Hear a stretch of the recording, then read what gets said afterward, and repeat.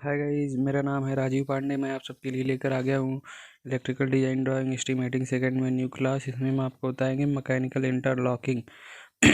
Mechanical interlocking देकर दो supply से बदल बदल कर चलाना।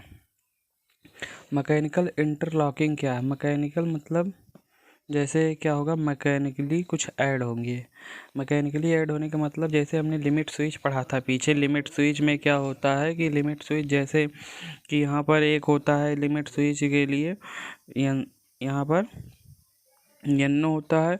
इसी एनो के साथ में जुड़ा क्या होता है, एक एनसी भी होता है। सॉरी गाइस, एनसी इस साइड से रहेगा, एनसी भी होता है, ये यहाँ नहीं। तो जैसे ही इसे हम प्रेस करेंगे ये एनो क्या होगा, यहाँ पर जाके टच कर जाएगा। लेकिन एनसी जो है, ये एनसी क्या होगा, इसे छोड़ के यहाँ लगभग आगे आ जाएगा। तो इस प्रकार से मैकेनिकली दोनों स्विच क्या है, कनेक्ट है। एनो एनसी दोनों मैकेनिकली कनेक्ट है एक ही साथ।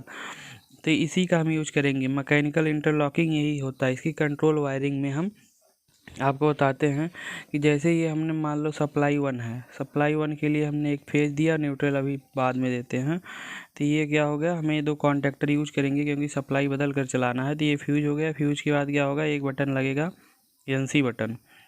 एनसी के बाद क्या लगेगा, एनो बटन लगेगा। क्या लगेगा, एनो बटन लगेगा। लेकिन एनो बटन से पहले हम इसमें क्या करेंगे, एक एनसी और लगाएंगे। दूसरे वाले पुश बटन का जो होगा एनसी होगा, दूसरे वाले पुश बटन का जो इंटरलॉकिंग होगा, मैकेनिकली इंटरलॉकिंग। जैसा ये देखिए यहाँ पर दिया है, यही मैकेनिकल इंटरलॉकिंग है। लेकिन जैसे इधर से जो हम दूसरी सप्लाई यूज करेंगे उसमें एक पुश बटन होगा। वो पुश बटन क्या करेगा, वो पुश बटन जो है उसका मैकेनिकल इंटरलॉकिंग यहाँ पर होगा। जैसे वो पुश बटन होगा एनो, उसका एनसी कहाँ होगा, यहाँ पर होगा। कहाँ पर होगा, जैसे इसमें एक पुश बटन यूज करेंगे दूसरे वाली सप्लाई में, वो एनो मतलब पुश बटन यूज करेंगे एनो, उसका क्या होगा, इन मैकेनिकली इंटरलॉकिंग जो एनसी होगा इसमें यूज करेंगे। एनसी क्यों यूज करेंगे, जैसे अभी बताते हैं हम। मान लो एक बार हमने यूज कर लिया, ये क्या है, एनसी है। एनसी है, लेकिन किस चीज़ का एनसी है अभी बताते हैं। ये एनसी है। इसके बाद यहाँ से कैसे, अब यहाँ पर पुश बटन लगेगा। क्या लगेगा, पुश बटन लगेगा। पुश बटन क्या होगा, यहाँ पर S1 होगा पुश बटन। अब इस जो S1 पुश बटन लगा, इसका भी इंटरलॉकिंग है। मैकेनिकली इंटरलॉकिंग क्या है, एनसी है, उसको भी हम इस सप्लाई में लगाएंगे एनसी के बाद। उसके बाद इसमें हम क्या करेंगे, एक पैरेलल में हम वो जोड़ देंगे। क्या करेंगे, पैरेलल में हम इसके S1 से जो कॉन्टेक्टर ऑन होगा पुश करने के बाद, उसका क्या करेंगे, हम एक ऑक्सिलरी एनो जोड़ेंगे। इससे कौन सा कॉन्टेक्टर ऑन होगा, ए, और इसका क्या हो जाएगा, ऑक्सिलरी एनो A1। तो इसके बाद हम फिर एक एनसी पुश बटन लगाएंगे। ये मतलब एनसी लगाएंगे, बटन नहीं लगाएंगे। ये तो बटन था लेकिन ये बटन नहीं है। ये जैसे हमने पिछली वीडियो में आपको कॉन्टेक्टर बी का हमने ऑक्सिलरी एनसी यूज किया था। जैसे ही कॉन्टेक्टर बी ऑन होता है तो उसके बाद क्या होता है, कॉन्टेक्टर बी के ऑन होते ही ये ऑक्सिलरी जो ऑक्सिलरी एनसी हमने यूज किया, ये एनओ बन जाता है। क्या होता है, एनओ बन जाता है। ये ऑक्सिलरी एनसी है, ये क्या हो जाएगा, एनओ बन जाएगा। तो एनओ बन जाएगा। अब यहाँ पर क्या होगा, ओवरलोड रिले लगाएंगे। क्या लगाएंगे, ओवरलोड रिले। ओवरलोड रिले लगाएंगे। ओवरलोड रिले लगाने के बाद हम क्या करेंगे, ओवरलोड रिले के बाद यहाँ पर हम लगाते हैं कॉन्टेक्टर। क्या करते हैं, कॉन्टेक्टर लगाते हैं।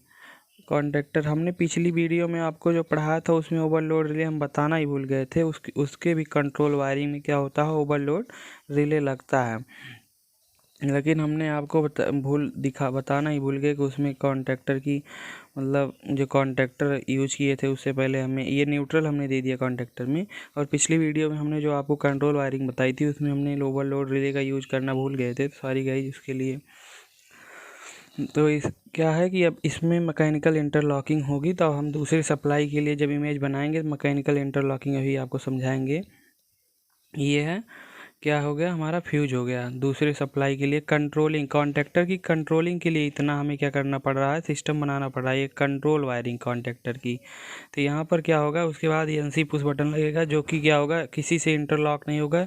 ये खुद बंद करने के लिए लगाया जाता है। अगर ये हमारा ओवन है तो ये हमारा क्या हो जाएगा, O2 हो जाएगा। उसके बाद हम क्या करते हैं, एक एनसी पुश बटन लगाते हैं इसे S1 का। तो इसे हम S1 डैश कह सकते हैं। क्या है ये S1 डैश, ये मैकेनिकली इंटरलॉक होगा, ऐसे ऐसे दिखा सकते हैं। ये क्या है, मैकेनिकली इंटरलॉकिंग इसके साथ में है। तो जैसे ही इसे हम प्रेस करते हैं तो ये क्या हो जाएगा, ये एनसी क्या हो जाएगा, एनओ बन जाएगा। जैसे यहाँ पर हमने बताया था इस लिमिट स्विच में कि जैसे इसे हम प्रेस करते हैं तो ये एनसी एनओ हो जाता है, ये एनओ एनसी हो जाता है। इस प्रकार से ये एनओ क्या होगा, ये एनसी हो जाएगा, यहाँ पर आके सट जाएगा, लेकिन ये एनसी क्या हो जाएगा, दूर हो जाएगा यहाँ। तो यहाँ की सप्लाई तो जाना ही कट हो जाएगी। अगर एक हम कॉन्टैक्टर ए ऑन किए तो कॉन्टैक्टर बी की सप्लाई इधर से पास नहीं हुई थी, कॉन्टैक्टर बी को बंद करने का काम करेगा, सिंपली यही है। उसके बाद हम इसका पुश बटन यूज करते हैं। इसका पुश बटन यहाँ पर, जैसे ही इस पुश बटन को हमने S1 माना है तो ये पुश बटन हमारा S2 होगा। अब इसके पैरेलल में जो S1 मतलब S2 पुश बटन जब हम प्रेस करते हैं तो कौन सा कॉन्टैक्टर ऑन होगा, कॉन्टैक्टर बी। तो इसके पैरेलल में कौन सा लग जाएगा, कॉन्टैक्टर बी का ऑक्सिलरी एनओ लग जाएगा। इसे हम क्या करेंगे, B1 से दिखाएंगे। उसके बाद यहाँ से निकलेगा, अब कॉन्टैक्टर ए का यहाँ पर क्या लगेगा, ऑक्सिलरी एनसी लगेगा। क्यों लगेगा, क्योंकि ऑक्सिलरी एनसी जैसे कॉन्टैक्टर बी क्या होगा, बंद हो जाएगा, मतलब सॉरी गाइज, कॉन्टैक्टर ए बंद हो जाएगा तो ये एनसी काम करेगा। लेकिन जब तक कॉन्टैक्टर ए ऑन रहेगा उसके पहले ये क्या करेगा, एनओ का काम करेगा। तो इधर से अगर कॉन्टैक्टर ए ऑन है, मतलब एक कॉन्टैक्टर ऑन है, तो दूसरा कॉन्टैक्टर हमें बंद करने के लिए कितनी प्रोटेक्शन लगाना पड़ रहा है यहाँ पर, ये वाला प्रोटेक्शन तो कुछ टाइम के लिए रहेगा। क्योंकि जैसे हम थोड़ा देर के लिए पुश करते हैं, इसे क्या करते हैं, इसे कुछ टाइम के लिए पुश करते हैं ना, उसके बाद छोड़ देते हैं। जैसे इसे छोड़ देंगे फिर ये एनसी बन जाएगा। लेकिन एक बार क्या करेगा, अगर सप्लाई जा रही थी इसे कट कर देगा, क्या करेगा, कट कर देगा। ये दूर हो इधर जाएगा, तुरंत कट कर देगा। जैसे इसे हम पुश करते हैं, ये थोड़ा टाइम के लिए पुश किया जाता है। जैसे S1 बटन पुश किए, इसे पुश किए, ये एनओ बना, ये एनओ क्या हो गया, एनसी हो गया, ये एनसी क्या हो गया, एनओ हो गया। जैसे ही क्या हुआ, ये एनसी एनओ हुआ, यहाँ से करंट जाना बंद हुआ। एक बार ये क्या करेगा, कॉन्टैक्टर बी का पूरा सप्लाई कट कर देगा, क्योंकि यहीं से नहीं आ रहा है, फेज ही नहीं आ पाएगा ऊपर से। तो इस प्रकार से ये, लेकिन कुछ समय के लिए ये एनसी एनओ होता है। लेकिन ये जब तक कॉन्टैक्टर ए ऑन रहेगा तब तक के लिए ये क्या रहेगा, एनसी जो है ये एनओ बना रहेगा। आपको धुंधला दिखाई दे रहा है क्या, अभी हम सही करते हैं इसमें, हाँ सही हो गया।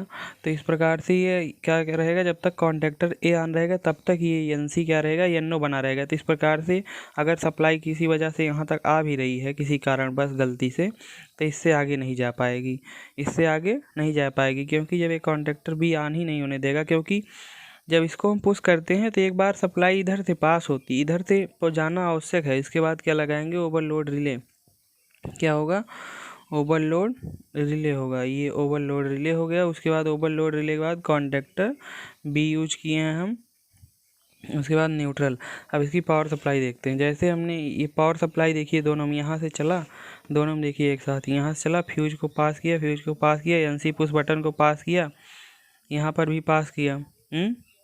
उसके बाद ये सॉरी गाइस, इसकी भी इंटरलॉकिंग करनी पड़ेगी हमें। ये जो हमारा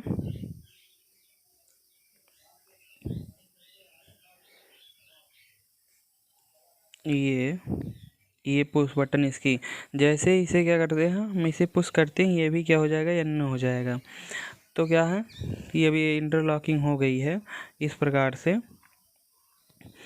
तो अब यहाँ पर चलते हैं हम, इस इंटरलॉक यहाँ तक क्या हुआ, पावर सप्लाई आ गई, क्योंकि ये एनसी बटन है, ये क्या है, एनसी, ये भी एनसी है, तो यहाँ तक पावर सप्लाई आ गई। ये भी एनसी है तो यहाँ तक पावर सप्लाई आ गई।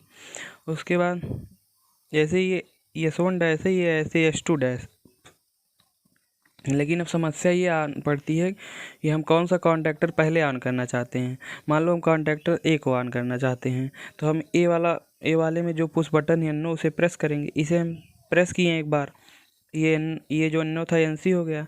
इसके हम क्या करेंगे, मैकेनिकल में इंटरलॉकिंग है, ये इंटरलॉकिंग ऐसे जाके यहाँ क्या करेगा, S1 है, ये हमारा दिख रहा है आपको यहाँ पर S1, ये क्या है, S1 डैश, मतलब इसके इंटरलॉकिंग था। तो ये एनसी क्या हो जाएगा, इसके प्रेस करते ही एनओ हो जाएगा।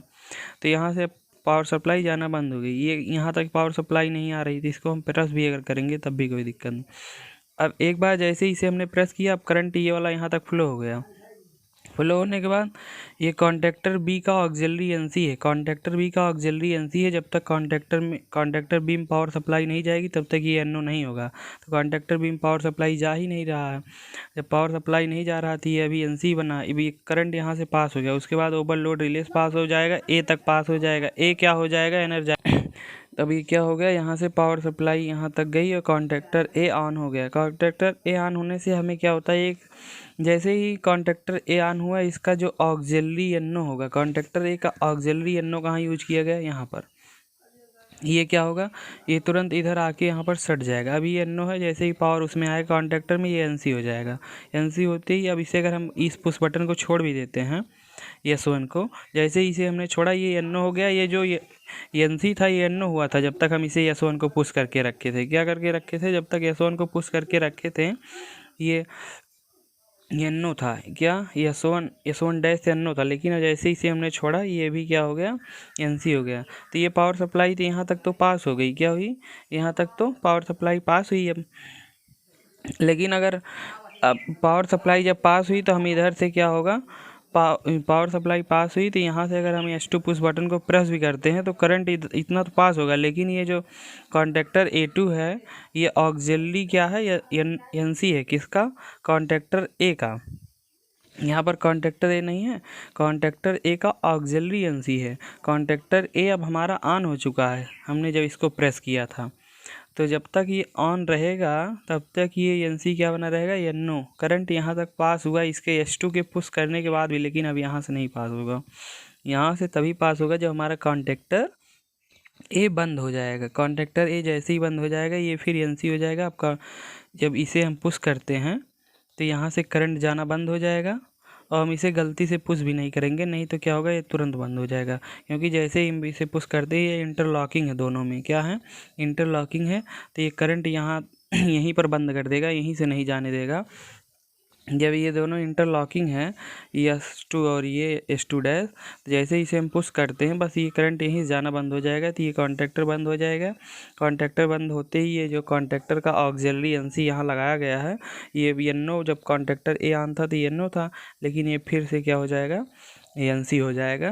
तो एनसी हो जाते ही करंट इधर से पास हो जाएगा। जैसे ही S2 को हम प्रेस करते हैं कॉन्टैक्टर ए बंद होता है, ये एनसी फिर से हो जाता है। एनसी हो जाने से, क्योंकि जैसे S2 को हम प्रेस करते हैं ये दोनों में क्या है, S2 डैश और S2 में क्या है, मैकेनिकली इंटरलॉकिंग। जैसे ही इसे प्रेस करते हैं ये एनओ क्या होता है, एनसी होता है। लेकिन जो ये S2 डैश एनसी है ये एनओ हो जाता है। यहाँ से करंट जाना बंद हुआ। अब यहाँ हम चाहे प्रेस करें चाहे न करें, चाहे ये क्या करें, पैरेलल में लगा के रखें या ना रखें, कॉन्टैक्टर ए बंद होना है तो बंद होना है। जब करंट यहीं से नहीं जाएगा तो क्या होगा, जैसे ही बंद होता है तो क्या होता है, कॉन्टैक्टर ए बंद हुआ तो ये क्या हुआ, ये फिर से एनसी हो गया, ऑक्सिलरी एनसी हो गया। कॉन्टैक्टर ए का ऑक्सिलरी एनसी है, जब तक कॉन्टैक्टर ए ऑन रहेगा तब तक ये एनओ रहेगा। लेकिन जैसे ही ऑफ हो जाएगा फिर एनसी हो जाएगा। अब करंट इधर से भी पास होने लगेगा, कॉन्टैक्टर भी ऑन। अगर आप चाहते हो कि एक पुश बटन, इस पुश बटन को प्रेस करो तो ये ऑन हो जाए, इस पुश बटन को प्रेस करो तो ये ऑन हो जाए, तो इस प्रकार से इसका चलेगा। अगर ये ऑन हो गया, जैसे ये वाला कॉन्टैक्टर बी ऑन हुआ, कॉन्टैक्टर बी का यहाँ पर हमने क्या यूज किया है, ऑक्सिलरी एनसी यूज किया है। अब ये एनओ हो जाएगा, एनओ होने का मतलब यहाँ पर आके थोड़ा दूर हो जाएगा। अब जैसे इसे हम फिर प्रेस करेंगे ऑन करने के लिए, जैसे ऑन कर एक बार पुश करेंगे यहाँ से, ये भी जो एनसी है, क्योंकि जब इसे छोड़ देते हैं तो ये फिर एनसी बन जाता है। ये एनसी है, यहाँ से फिर इसे दूर कर देगा, यहाँ से करंट यहाँ तक आना ही बंद हो जाएगा। फिर जैसे ही ये बंद हुआ, कॉन्टैक्टर भी बंद, यहाँ ये एनसी हो जाएगा फिर से, और ये वाला करंट इधर से पास ही हो रहा है, तो सिंपल सा कॉन्टैक्टर ए ऑन हो जाएगा। तो इस प्रकार से हम क्या करते हैं, जैसे कॉन्टैक्टर ए कॉन्टैक्टर बी को ऑन करते हैं।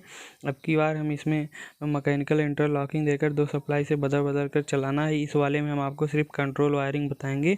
आपको पावर वायरिंग खुद से क्या करना है, बुक से देखकर समझना है। हम आपको बुक में दिखा देते हैं एक बार इसकी किस प्रकार से पावर वायरिंग की गई है। ये पावर वायरिंग है हमारा, यहाँ से पूरा ये पावर वायरिंग है। यहाँ पर देखिए, ये सिंपली आप यहाँ पर वीडियो को पॉज करके अपना खुद से इमेज बना लीजिए पावर वायरिंग का एक बुक में। उसके बाद इसके बाद आप आराम से क्या करिए, इसे समझिए कैसे बना है, क्या है ये कैसे बना है। अभी हम कुछ दिखाने, ये क्या है, यहाँ पर इस प्रकार से आप देख सकते हैं कि यहाँ पर देखिए ओवरलोड रिले लगा है। उसके बाद यहाँ पर भी ये कॉन्टेक्टर लगा है। ये कॉन्टेक्टर का ऑक्सिलरी एनो है, ये एनसी है। ये कॉन्टेक्टर बी का ऑक्सिलरी एनो है, ये एनसी है। यहाँ पुश बटन लगे हैं जो कि मैकेनिकली इंटरलॉक है। S1 S2 डैश ये भी मैकेनिकली इंटरलॉक है। ये एनसी बटन लगा है। उसके बाद ये टिपिक स्विच लगा है जिसे मेन स्विच कहते हैं। क्या कहते हैं? एमएस मतलब मेन स्विच। ये भी मेन स्विच है। उसके बाद क्या है कि यहाँ पर इस प्रकार से है। अब इसका हम कनेक्शन भी बता देते हैं। देखिए कंट्रोल, सबसे पहले पावर वायरिंग में RYV फेस सीधे डायरेक्ट मोटर में आ रहा है। यहीं पर 3 पे एक क्या लगा है, कॉन्टेक्टर लगा। जैसे ही कॉन्टेक्टर को हम सप्लाई देंगे अट्रैक्ट कर लेगा। अट्रैक्ट करते ही मोटर ऑन हो जाएगा, क्योंकि सप्लाई यहाँ तक आ रही है आराम से। उसके बाद क्या करेगा, मोटर ऑन हो जाएगा। तो हम यहाँ से जैसे ही इसे, ये तो एनसी पुश बटन ही ये बंद करने के लिए, जैसे ही बंद करने के लिए हम प्रेस करेंगे। उसके बाद ये वाली सप्लाई देखिए यहाँ तक आई। कहाँ तक? यहाँ तक, मतलब S2 डैश तक। हमने बताया था ना कि mechanically interlock S2 push button का एक हम एनसी यूज करते हैं। जो यहाँ पर देखिए ये वाली जो हमारी सप्लाई है ओवन की, वो कहाँ पहुँची? S2 डैश पे। ओवन की सप्लाई देखिए यहाँ पर जो हमने आपको इमेज में दिखाया था, ये ओवन का एनसी वाला कहाँ पहुँचता है? S2 डैश पे पहुँचता है ना, S2 डैश पे। तो इस प्रकार से जब S2 डैश पे पहुँचे तो यहाँ पर देखिए ओवन की सप्लाई यहाँ से निकली, यहाँ से आते आते S2 डैश पे पहुँची। S2 डैश से फिर निकली, हमने बताया था S2 डैश से निकलेगा तो S1 पुश बटन पे जाएगा। S1 पुश बटन जो कि एनो है। ये देखिए यहाँ पर एनो पे आया। एनो के पैरेलल में क्या लगा था? कॉन्टेक्टर ए का नॉर्मली एनो।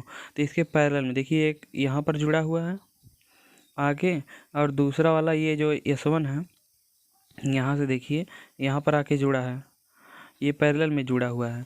और उसके बाद अब कहोगे S1 से, यहाँ पर आप बताए थे कि S1 से, देखिए S1 से पावर निकल के जाएगा, कॉन्टेक्टर बी के ऑक्सिलरी एनसी में जुड़ेगा ना, कॉन्टेक्टर बी के ऑक्सिलरी एनसी में जुड़ेगा। तो यहाँ पर देखिए यहाँ से S1 से पावर एक ही तरफ निकल रहा है। यही पावर चाहे यहाँ से लीजिए चाहे यहाँ से लीजिए, देखिए यहाँ से जा रहा है ना, यहाँ से ये वाला, चाहे यही यहाँ पर लाके वायर जोड़ दीजिए चाहे यहाँ पर लाके वायर जोड़ दीजिए, कोई दिक्कत नहीं है। एक वायर देखिए यहाँ से कनेक्ट है ना ये वाला, तभी हम यहाँ से लेकर जा रहे हैं, चाहे यहाँ से लेकर जाएं चाहे यहाँ से लेकर, तो यहाँ से लेकर जा रहे हैं हम कहाँ देंगे? कॉन्टेक्टर बी के ऑक्सिलरी एनसी में। ऑक्सिलरी एनसी है, ऑक्सिलरी एनसी से होते हुए हमने कहाँ पावर दिया था? ओवरलोड रिले में। ऑक्सिलरी एनसी से होते हुए ओवरलोड रिले में दिया, ओवरलोड रिले से कॉन्टेक्टर में। एक कंट्रोल वायरिंग कंप्लीट हो गई। अब दूसरी दिखाते हैं। इस प्रकार से यहाँ से पावर आया, ये वाला यहाँ से निकला एनसी पुश बटन से, कहाँ? S1 डैश के जो मैकेनिकली इंटरलॉक एनसी था S1 पुश बटन का, उसमें S1 पुश बटन का मैकेनिकली इंटरलॉक एनसी यहाँ पर है, वहाँ से पावर आई, इस एनसी में गया। एनसी के बाद यहाँ से निकला, कहाँ गया? S2 पुश बटन में गया था। S1 डैश से निकल के S2 पुश बटन में गया था। S2 पुश बटन के बाद कहाँ गया था? उसके बाद यहाँ से निकल के हमारा पहुँच गया था S2 push button. S2 push button के बाद निकल के देखिए कहाँ पहुँचा है। S2 पुश बटन से जब निकला यहाँ पर तो कहाँ पहुँचा? कॉन्टेक्टर ए के O2 पर, A2 पर। तो S1 पुश बटन से निकल के जो हमारा कॉन्टेक्टर A2 पहुँचेगा, लेकिन उससे पहले क्या होगा? यहाँ पर एक S2 के पैरेलल कनेक्शन होगा। क्या होगा? देखिए S2 के पैरेलल कनेक्शन है हमारा। यहाँ S2 आया, इसके कॉन्टेक्टर बी के एनो से जुड़ा पैरेलल में। देखिए एक वायर इधर से आया यहाँ पर जुड़ा, और फिर एक वायर इधर से जाकर यहाँ पर जुड़ा। तो ये पैरेलली कनेक्शन हो गया S2 के पैरेलली कनेक्शन क्या किए? कॉन्टेक्टर बी का एनो का, एक कॉन्टेक्टर बी के एनो का हम पैरेलली कनेक्शन कर दिए S2 पुश बटन। उसके बाद वहाँ से पावर निकला कॉन्टेक्टर ए के एनसी पर गया। कॉन्टेक्टर ए के क्या होगा? नॉर्मल ऑक्सिलरी एनसी पर जाएगा। तो ये पावर चाहे हम यहाँ से लेकर जाएं, यहाँ से एक कनेक्शन करके इसके कॉन्टेक्टर ए के एनसी पर, चाहे हम यहाँ से लेकर जाएं, ये पावर जहाँ तक आया है, देखो यहाँ तक आया ना, चाहे अब यहीं से हम लेकर निकल जाएं तो हम इधर से ही लेकर निकल जाते हैं। यहाँ पर आ गए कॉन्टेक्टर ए के नॉर्मली एनसी पर। उसके बाद एनसी से क्या होगा? ओवरलोड रिले पर गया, किसके? कॉन्टेक्टर बी के। कॉन्टेक्टर बी के क्या हुआ? देखिए यहाँ से एनसी से क्या हुआ, कॉन्ट्रैक्टर बी के ये कॉन्ट्रैक्टर बी यहाँ पर है, उसका ओवरलोड रिले पे डायरेक्ट ओवरलोड रिले से होता हुआ कॉन्ट्रैक्टर पे। इस प्रकार से इसकी क्या हो गई, पावर वायरिंग। तो थैंक यू दोस्तों, आपको हम नेक्स्ट वीडियो में बताएंगे कि फॉरवर्ड रिवर्स नियंत्रण 3 फेज मोटर का क्या होगा, फॉरवर्ड रिवर्स नियंत्रण। मतलब हम कब इसे उल्टा घुमाएंगे, कब सीधा घुमाएंगे, मतलब एक ही कनेक्शन में हम दोनों साइड क्या कर सकते हैं, रोटेट करा सकते हैं मोटर को। तो थैंक यू दोस्तों, आप अगर हमारा वीडियो अच्छा लगा हो आपको तो आप लाइक शेयर सब्सक्राइब करते रहिए। नेक्स्ट वीडियो आपके लिए हम जल्दी लाएंगे।